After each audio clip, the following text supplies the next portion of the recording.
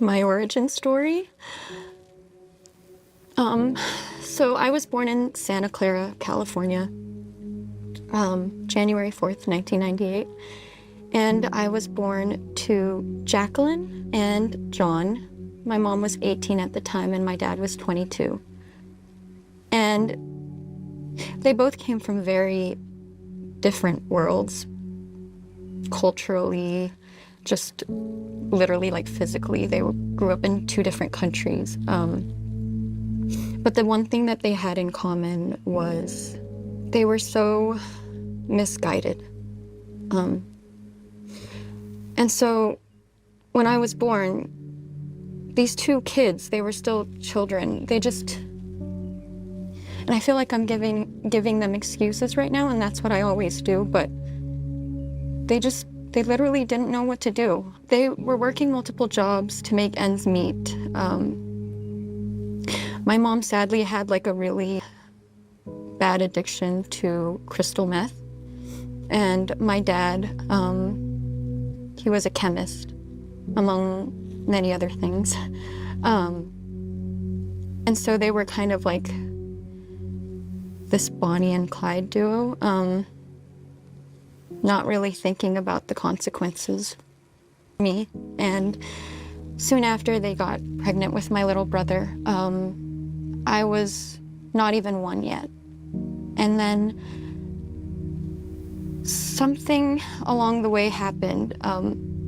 My dad had a girlfriend and a baby with that girlfriend before my mom, and she had filed for a restraining order against him. My dad had visited them, and a big fight ensued, and eventually my dad got arrested. And because he had so many different cases filed against him, one was for making drugs, two was for carrying illegal firearms, and three was trespassing and not following the restraining order. My dad eventually got deported, and so my mom was left with just me and my brother, not really knowing what to do, not really having a plan. And her addiction got worse because she was even using while she was pregnant with my little brother. And so my little brother was born addicted to crystal meth. And yeah, that's kind of where it all started. You don't have any memory of those years, do you? I actually do. And I think it's kind of crazy because it comes to me in flashes. Like in very vulnerable moments, like like a sense will get triggered and I can remember these moments. And these memories have been validated by the things that a lot of the grown-ups around me have told me. I think my earliest memory of kind of all this trauma was when after my mom and dad broke up, my mom started dating this guy named Michael. And this guy was really bad news. I don't even know how long they dated for, but there was a moment where, and I only know this because family told me, but I remember specific moments during that experience. He had stolen a minivan from off the street, and then he took me, my mom, and my little brother, and I was probably, I was 2 at the time. My brother was 1. And I always had like a very strong personality, even as a kid, I feel like. So the earliest memory I have is me trying to get out of a car seat. Why? Because every night they would sleep in the back of the van, my mom, Michael, and my brother. And I was left alone in a car seat. And then I realized, I put 2 and 2 when another memory came to me when I was much older. There was a moment when I tried to escape from the van as like a 2-year-old, but obviously like I didn't know how to get out of a car seat at that age. So I remember one morning I woke up and I just somehow knew how to unbuckle my car seat. And I remember I was making a run for it because at this point we were missing for a few days. I don't know how long, but my mom's family had already filed for a missing persons report, and so we were actually on the news and everything for kidnapping. And so I ran out of the van, and I can only run so far, right? I'm a baby, I'm a toddler. And then I remember Michael scoops me up. He woke up when I got out of the van. He carried me, and he brought me back to the van. And then there was this big fight between my mom, me, and Michael. Michael was getting really mad because obviously he was about to get caught. My mom had made an excuse because he was just screaming at me, and so she was like, there's some things we need to buy, and we were parked at like a Walmart or something. And she left me and my brother in the van to go buy those things. And when she left me, the next thing I remember, he was screaming at me, telling me to hit my brother in the head with my car seat, to use it to bash his head. And he was telling me that over and over, and I was like, why? No, I'm not going to do that. And he kept on telling me to do that over and over again. And I just remember being so confused because I was like, why do you want me to hit my brother's head? Like, I'm a child. I can't even comprehend what's going on. And my brother's a baby. So I was so lost. I didn't even know what to do. Like right now, I don't even know what a 2-year-old would even think of when you're telling them this. And then the next thing I know he hits me in the head with the bottom of a gun that he was holding. He hits me in the head. And then next thing I know my mom's running back to the car, and she had bought batteries for a flashlight. And then a few minutes pass and we hear sirens. And that's when I realized my mom had called the cops. So Michael had pushed my mom out of the car, and I don't remember any of this, but apparently like he had grabbed onto her hair from the window, and my mom's like hair and scalp tore a bit because he started driving the car while holding onto her hair. And then he got arrested. My mom got arrested, and the next memory I have is just being in the back of a cop car with my little brother, and I just remember looking at him and thinking like, what's going on? I feel like immense fear. Like I don't feel pain for some reason. I just feel fear of bringing shame to my mom. Even though I know she was the one that did me wrong. So what happened afterwards, my mom was hospitalized for a while, and then she went straight to prison after, which leaves me and my brother parentless. So for a while, we are staying like with our grandmas and everything, but you know, they're really old, so they're not really in the condition to take on like a 2- and 1-year-old. So we eventually end up in foster care. And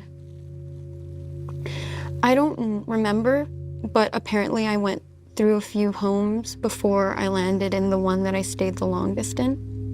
And the one that I stayed the longest in is the one that I have a very vivid memory of. It was with this lady named Melissa, and she was supposedly my mom's like high school friend, best friend.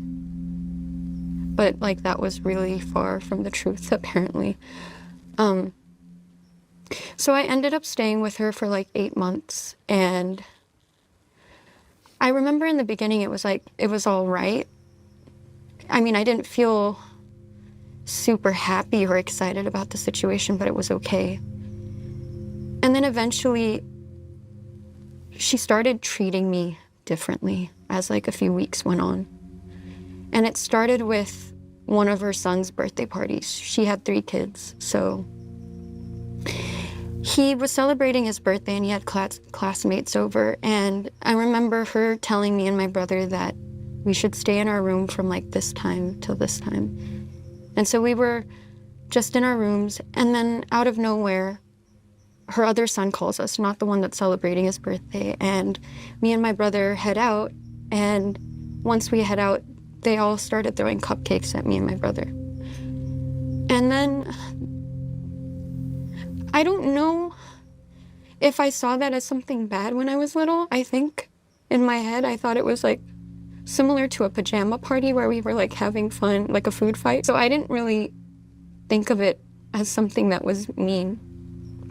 And then the next memory I have is for a while after that, like they would do like family movie nights once a week or something. And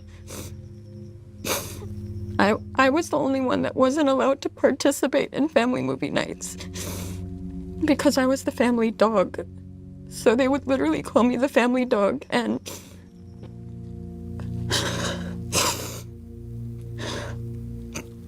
I would have to sit in like a big cardboard box behind the sofa. And I actually would just sit there like a dog. And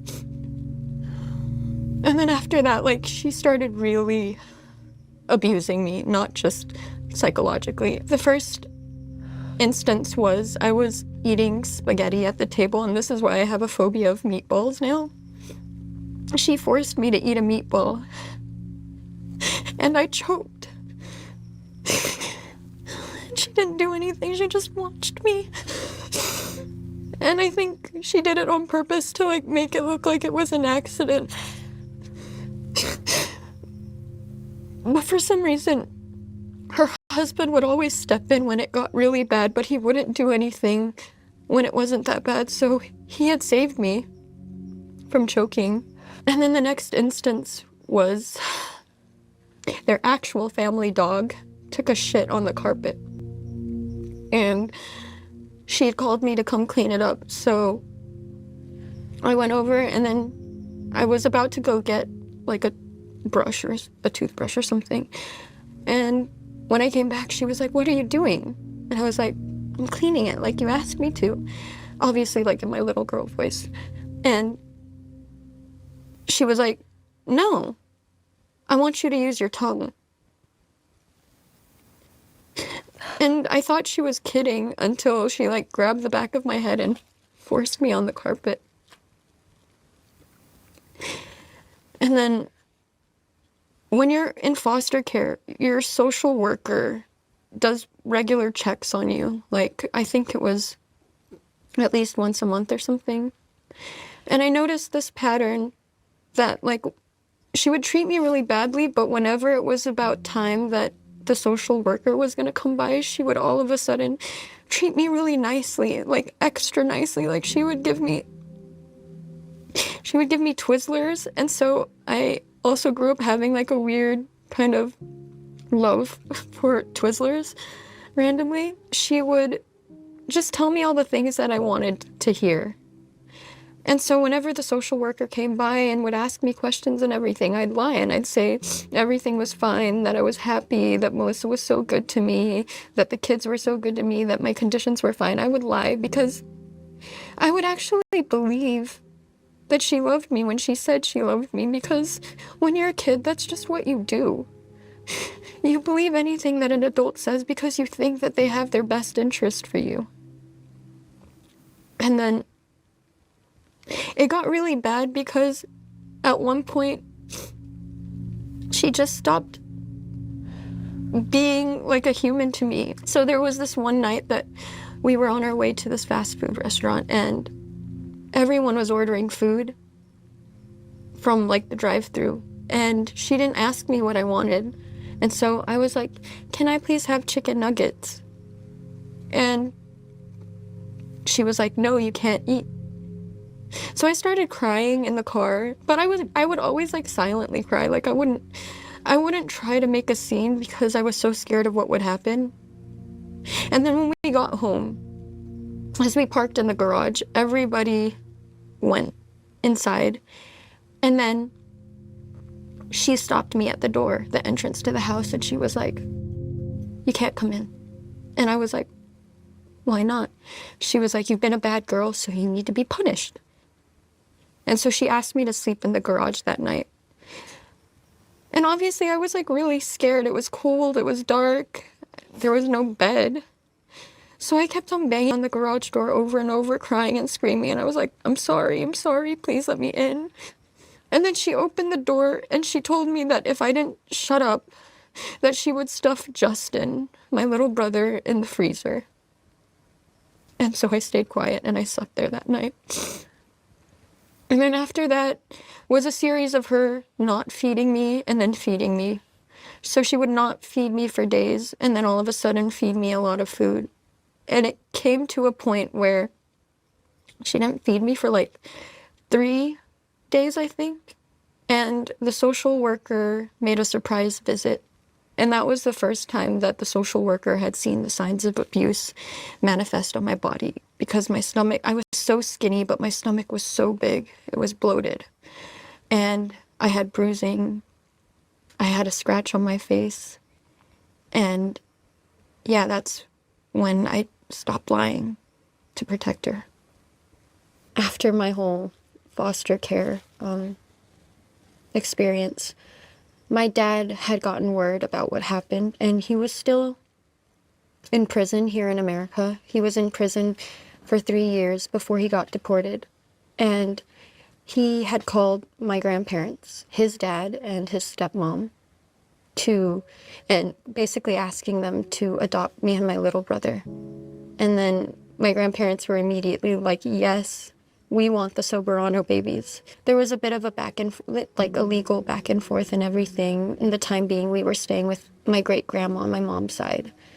And so one day I just remember they came by.